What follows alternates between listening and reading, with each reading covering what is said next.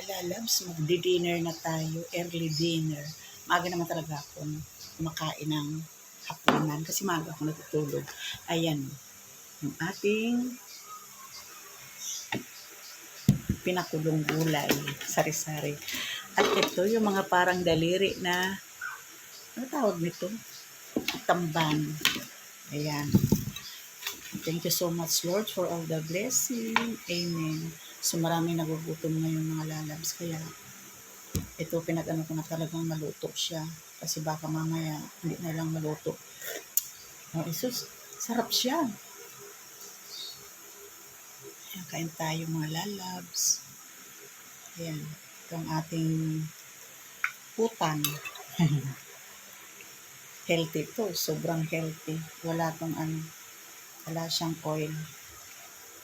So, siguro, sasanayin na namin. Magpapalit na kami ng lifestyle. Ayan. Ayan, kain po tayo mga lalabs.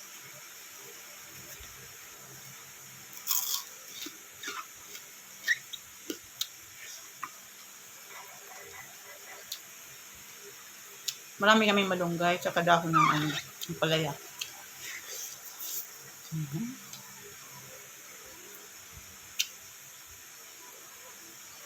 Ano problema ko lang yung dalawang alaga ko. Si Ed at saka si Sam.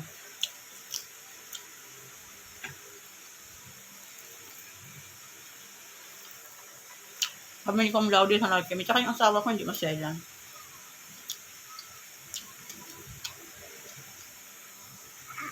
Matabang yung timpla ko ng gulay. Tamang-tama.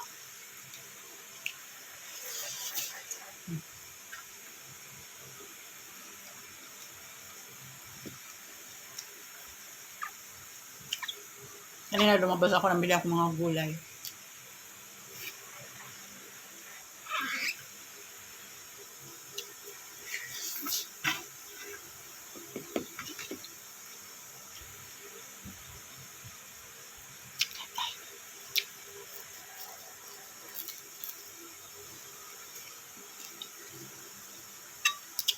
Maharap siya mga lalabs.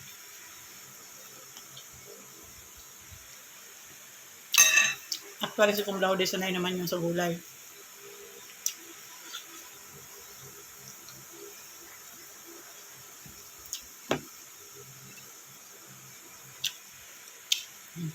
Bigay ko na lang to sa aso.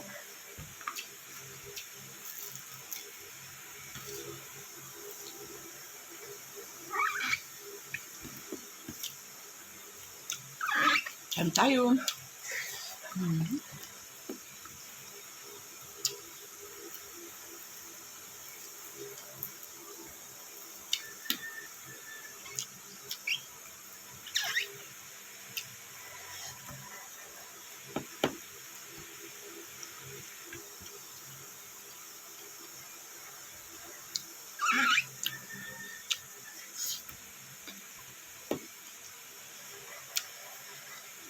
Lagyan ko sana kalamansi. Kaya kahit maasim, bawal kay ano. Pero siguro sa susunod maglalagay ng kalamansi, hindi lang masyadong ano. Maasim. Sama ang kain yung.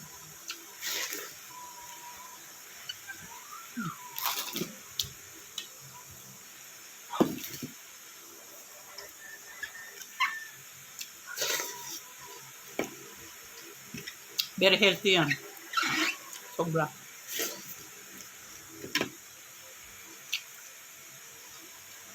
Sabi ko kay Sed, matuto na siyang kumain ng ano, magpapalit kami ng lifestyle pagkain. Sabi ko, kumain ka ng mga lulutuin ko ngayon mga gulay-gulay. Sabi niya, sabaw lang mama. Hirap talaga. Kahit sa sabi, hindi na makakain. Ayan. Tapos tayo mag-early dinner. Ayan. Time check is 4 ba? 4 yata mga lalabs. Thank you so much for watching.